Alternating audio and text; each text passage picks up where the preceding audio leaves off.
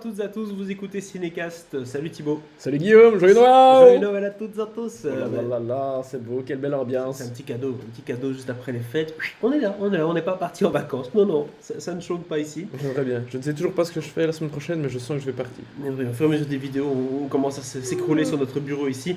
On vous parle aujourd'hui de The Kingsman, première mission, et ça on est content quand même. Juste après Noël, on tape un gros film quand même attendu, qui sort donc ce Une Arlésienne, j'ai envie de te dire. Enfin- Film qu'on pensait qu'il sortirait il y a 3 ans. Marty Jardin, et qui sort aujourd'hui du coup le 29 décembre en Belgique comme en France. C'est un film d'espionnage, vous le savez, de Matthew Vaughn, avec Matthew Vaughn, non pas Matthew Non, Vaughn, pas avec. Décidément, Eh oh. qu'est-ce qui se passe, trop de champagne avant Noël. Oui, c'est son bébé, hein, c'est cette saga la Kingsman. Ici, on est dans un prequel. Raison pour laquelle d'ailleurs le film s'appelle Kingsman. C'est avec Ralph Fiennes au casting, Harry Dickinson et Gemma Arterton. Oui, je vais y arriver, c'est compliqué. Alors de quoi parle ce film très concrètement? Ça parle des tyrans de la planète qui décident de s'unir, des génies criminels de l'histoire, pour planifier l'élimination de millions d'innocents. C'est toujours la même chose en fait. Dans Kingsman, on va toujours éradiquer la planète, c'est un peu ça le concept. Et un homme se lance dans la course contre la montre pour contrecarrer les plans des bad guys. Je propose qu'on se regarde tout de suite un extrait de la bande-annonce tout en finesse.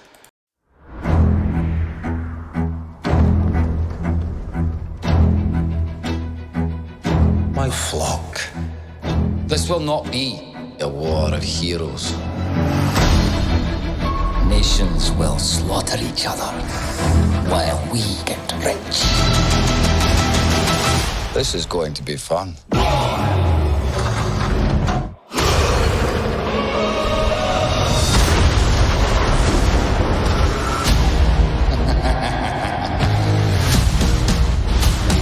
You cannot keep me locked away as the world burns. Son, the truth is the world is ruled by corruption and greed. We must do something. Certainly. Ouh là là là là, c'est crescendo cette bande-annonce, ça n'arrête pas, c'est intense. Ça n'arrête pas, c'est très long d'ailleurs comme on annonce. Oui, je trouve. En tout cas, The Kingsman, c'est vous qui connaissez sans doute la saga. On est dans le XXL, hein. Si on prend tout, on monte à 300%. Ouais, les bad curseurs guys- sont au max là. Les bad guys sont très bad guys, ils ont des couteaux cachés je ne sais où. Le premier film était très bon, le deuxième film était très très très mauvais. T'es très décevant, on va dire. Très décevant de Golden Circle, Ouais, c'était mais ça le titre. C'était plus que décevant, c'était mauvais quoi.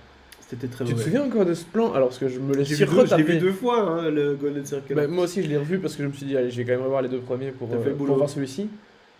Alors je l'avais pas oublié mais revoir la scène où il fout le Dans tracker la- GPS dans la chatte de la gonzesse à Glastonbury, j'étais là oh là là, c'est toujours aussi dégueulasse Ah, oula, cette oui, je scène. me rappelle, mais non, merci de cette scène, merci de me rappeler de ce grand moment. de Ah oui, cinéma, oui, Thibaut. oh là là, Moi, je me mon rappelais du Dieu. moment où il balance quelqu'un dans le truc à la viande, là, tu vois. Ah oui mais ça c'est encore rigolo, sympathique, ça. c'est rigolo nul Voilà. tu vois. Oui, c'est ça. Là c'était juste waouh. Du coup, je suis assez surpris de voir que Matthew Vaughn revient ici pour ce film-ci, parce que je me suis dit, tiens, peut-être que c'est le bon moment de donner la saga à quelqu'un d'autre. Tu vas faire Kingsman, donc un prequel. Vas-y, amuse-toi, autre époque, autre ambiance. Mais pas vraiment, en fait, on a l'impression qu'on est dans exactement la même lignée, là. On n'a pas de... Non mais quand même autre époque, t'as bien compris. Oui, Là autre en fait époque, ça, c'est sûr. on est aux prémices de la Première Guerre mondiale. Où en fait le film est une uchronie, c'est-à-dire qu'il revisite l'histoire, qu'il la réinterprète, et qu'en fait la Première Guerre mondiale c'est pas exactement ce qu'on pensait. Non. Il y a un petit complot derrière avec un autre grand méchant et qu'il y avait des méchants dans plein d'autres pays. Et voilà, en fait, leur plan, enfin comme d'hab, hein, dominer le monde, enfin, c'est toutes les mêmes conneries, faire en sorte que machin n'aime plus machin, parce que Nicolas II de Russie et le roi d'Angleterre Oula. et je sais plus qui Courte histoire. étaient cousins, et enfin voilà. Hein. Donc on reprend plein de trucs historiques, Ouais. on met ça dans un plat, on touille bien, et puis on en ressort un truc nouveau. Quoi. Tout ça est impossible, tout ça est complètement over the top, mais est-ce que ça tient la route? C'est la question. Alors, globalement, ça tient assez bien la route pour ce style de divertissement. D'accord. Hein, parce qu'on n'est pas dans le... C'est pas le film historique, hein, c'est pas le Band of Brothers de la Première Guerre Il n'y mondiale. a pas Quoi. Stéphane Bern qui ouvre les portes à un Non, moment donné, non, on non, se- voilà, non, on n'est pas là-dedans. Donc, qu'ils en fassent une uchronie qui réinterprète l'histoire à leur sauce, dans l'absolu, c'est pas gênant. Oui. T'y crois pas une seconde, hein, mais à nouveau, c'est pas gênant. Mais du coup, sur quel pied danser là? Parce que le deuxième nous a tellement déçus que moi, je sais pas si j'ai envie de reprendre de la sauce Kingsman, tu vois. Pas tout de suite en tout cas. Alors, bon, déjà, c'est mieux que le 2, hein, je vous rassure tout de suite. Ah. Mais c'est pas compliqué parce que le niveau était quand même pas bien, Et là, pas bien tu vas haut. là et tu remontes là. Hein, mais Oui. non, mais la différence entre le 2 et celui-ci est quand même assez grande. Donc oui, on est quand même largement au-dessus du 2, mais on reste en dessous du 1 pour une simple et bonne raison. Tu sais, t'as toujours le côté effet de surprise, machin, Oui. que ici t'as plus. Et bien qu'ici on soit devant un prequel, donc une histoire où finalement il n'y a pas grand-chose des premiers qui sont présents ici, ce qui est logique, euh, ça fonctionne assez bien. Mais en fait, le film raconte. Donc, le titre, tu l'as bien dit, c'est The Kingsman, c'est l'homme du roi. Oui. Parce que le rôle interprété par Ralph Fiennes, et je vais venir un peu plus en détail dans l'histoire vraiment, il rapporte directement au roi ou presque, quoi, hein, à peu de choses près. C'est pas tout à fait ça, mais globalement, c'est un peu ça. C'est un peu le même rôle que dans James Bond, quoi. Il joue un peu le même genre de. Oui, mais oui, de il y a un rôle. peu de ça, c'est un peu ça. Et donc en fait, de Kingsman, cette agence, il n'y a rien de tout le film. Je veux dire, la création de l'agence, c'est les 5 dernières minutes du film, comme d'hab, où voilà, on a bien fait ça ensemble. En même temps, le sous-titre français, c'est Première Mission. Oui. Donc en fait, c'est même pas la première mission de l'agence. Enfin, si, C'est les balbutiements. c'est comme on dit. c'est les balbutiements, c'est exactement ça. Tout Et, à fait. et ça, c'est pas gênant parce qu'au moins tu te détaches un petit peu du truc Kingsman que tu connais bien, tu essaies d'en faire un peu autre chose, mais avec les mêmes recettes.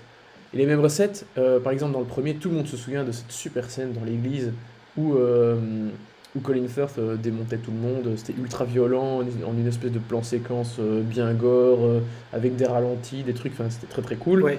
Donc il fallait retrouver un peu ces espèces de grandes séquences qui allaient un peu marquer les Elle spectateurs. a marqué le coup, clairement. Ouais.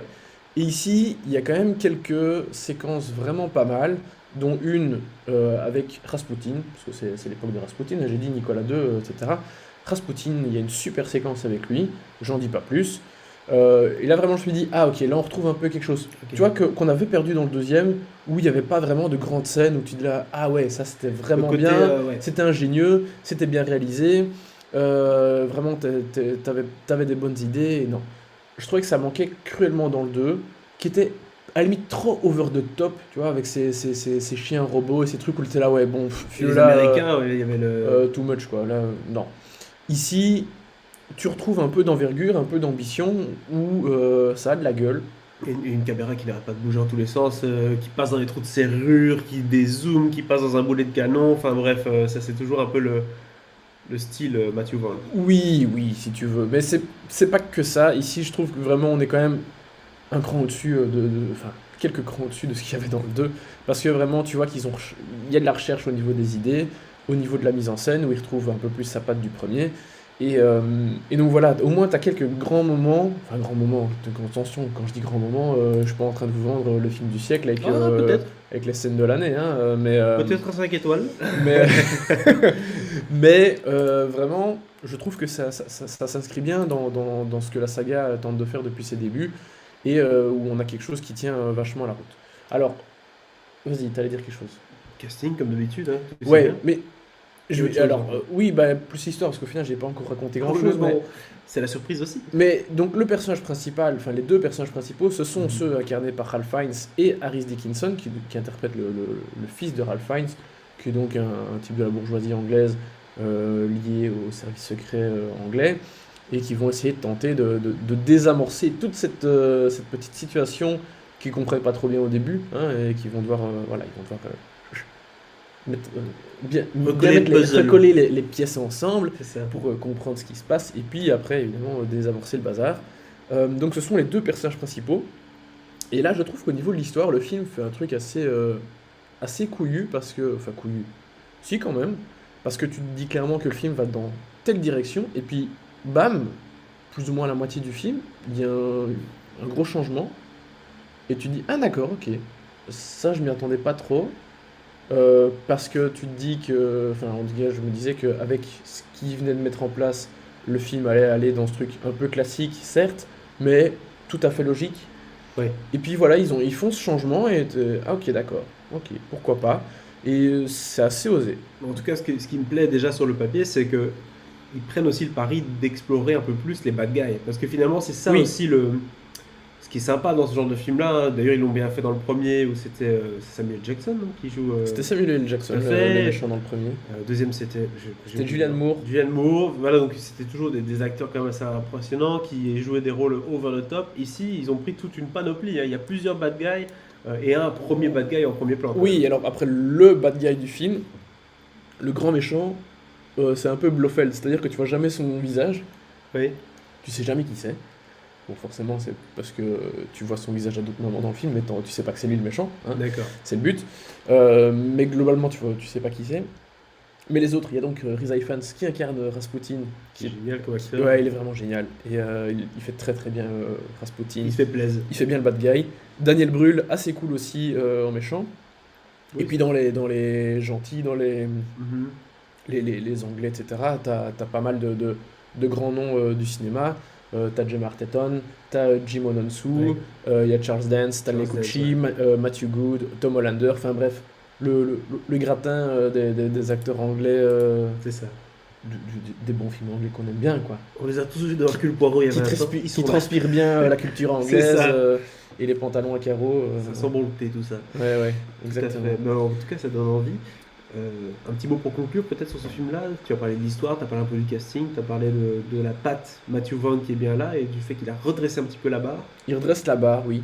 Donc voilà, comme je l'ai dit à un moment, on se situe entre les deux premiers au niveau de la qualité, parce que tu n'as forcément plus l'effet de surprise et le côté waouh qu'il y avait dans le premier, mais clairement il remonte bien, il redresse bien la barre par rapport à la catastrophe du second.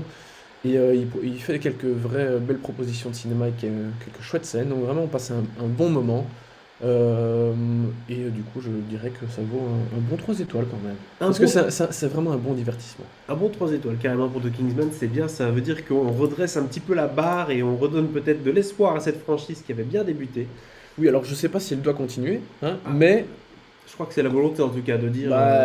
oui, forcément, en même temps, ils ont fait un deuxième, ils en font un troisième, ils vont sans doute bien en faire un quatrième, j'en sais rien, mais voilà, je trouve que ce prequel se tient bien tout seul. Ça va, ils arrivent à remettre le puzzle en place comme on l'avait dit. 29 décembre du coup en France et en Belgique, ce Kingsman première mission, c'est 3 étoiles. N'hésitez pas à nous dire ce que vous en avez pensé hein, si vous avez l'occasion de voir le film et surtout abonnez-vous au podcast pour suivre nos prochaines recommandations. À très bientôt.